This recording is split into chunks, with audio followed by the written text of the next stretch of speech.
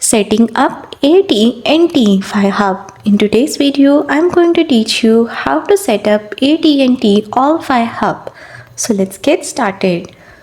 First, you need All-Fi Hub and its power code, your smartphone, your service activation date. Do not attempt setup until 2 p.m. or later on this date.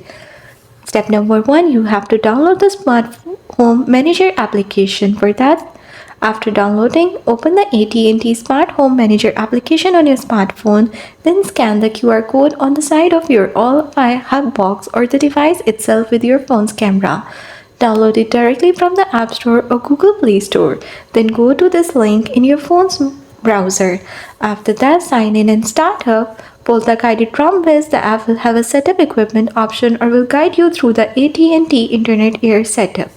In step 3, place the hub in a room on the highest floor of your building, ideally near a window. Keep it away from obstruction and sources of interference like large appliances, computer monitors, or concrete walls.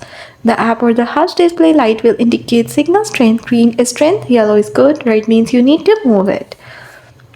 Then connect it to the power. Plug the power cord into the back of All-Fi Hub and then into a working electrical outlet. The front of the hub will light up and automatically run a signal test. Wait a few minutes for the lights to indicate a good signal, usually a solid green light or multiple LEDs depending on the model. In the last, connect your devices. Once the hub shows a strong signal, you can connect your wireless devices, use the Wi-Fi network and password found on a sticker on the sideways. Alternatively, use the QR code on the app to automatically connect your device.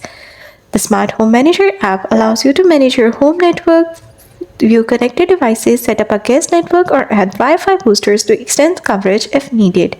So that's all about AT&T setup. Thanks for watching. Don't forget to like and subscribe.